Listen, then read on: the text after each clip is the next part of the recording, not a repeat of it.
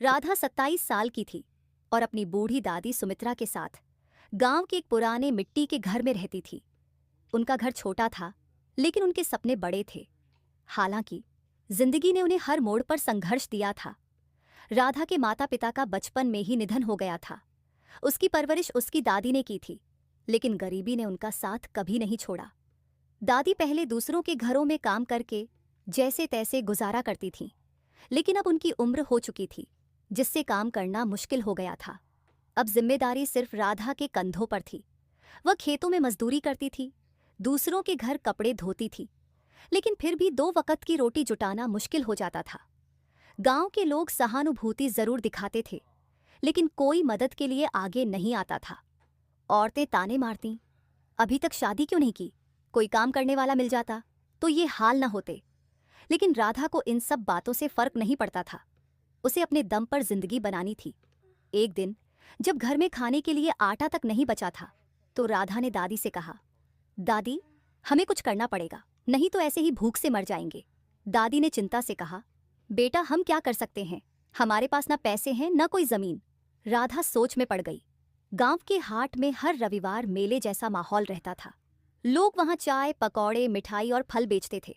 राधा ने देखा कि गांव में गोलगप्पे बहुत पसंद किए जाते थे, लेकिन यहाँ गोलगप्पे बेचने वाला सिर्फ एक आदमी था और उसके गोलगप्पे इतने अच्छे नहीं होते थे। उसने सोचा कि अगर वह गोलगप्पे बेचे तो शायद अच्छी कमाई हो सकती है। समस्या यह थी कि न तो उसके पास ठेला था और न ही सामान खरीदने के पैसे। वह हिम्मत जुटाकर गांव के रामदयाल चाचा, जो किराने की दुकान चलाते थे, के पास गई और कहा, चाचा, अगर आप मुझे थोड़ा बेसन, मसाले और आटा उधार दे दें तो मैं गोलगप्पे बना सकती हूँ। जैसे जैसे कमाई होगी वैसे वैसे आपका उधार चुका दूंगी। रामदयाल चाचा पहले तो झिझके, लेकिन फिर उसकी मेहनत और इरादे को देखकर मान गए। उन्होंने थोड़ी सामग्री उधार दे दी और कहा, बेटी, मेहनत से काम करना, भगवान जरूर मदद करेंगे। राधा और उसकी दादी ने पूरी रात मेहनत की। उन्होंने आटा गूंथा, मसाले तैयार किए और गोलगप्पे बनाने की तैयारी की। उनके पास ठेला नहीं था, इसलिए उन्होंने गांव के हाट में एक छोटे से लकड़ी के स्टैंड पर दुकान लगाई। शुरुआत में कोई ग्राहक नहीं आया। लोग हिचकिचा रहे थे। कुछ ने ताना मारा, अरे, लड़की होकर गोलगप्पे बेचेगी।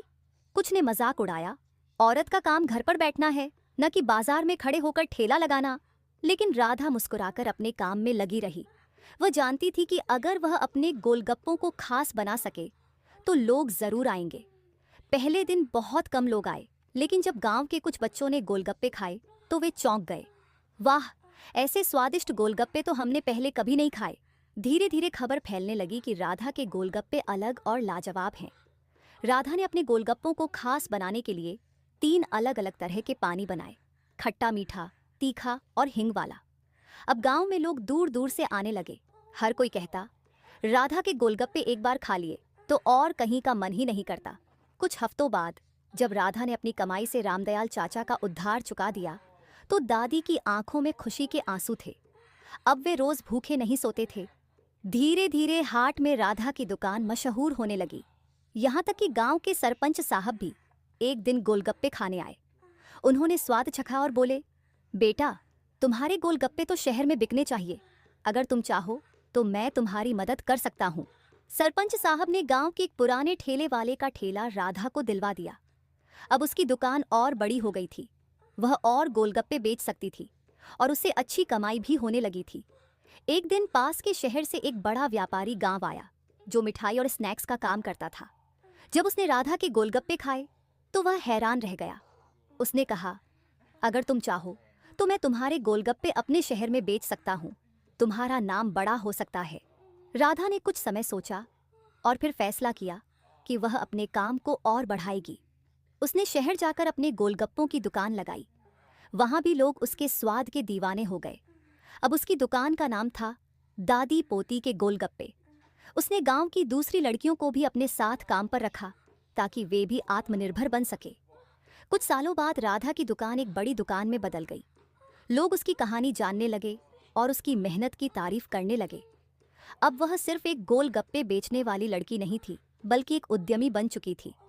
गांव में जब भी कोई लड़की अपने सपने पूरे करने की बात करती तो उसकी माँ उसे कहती, अगर राधा कर सकती है तो तुम भी कर सकती हो।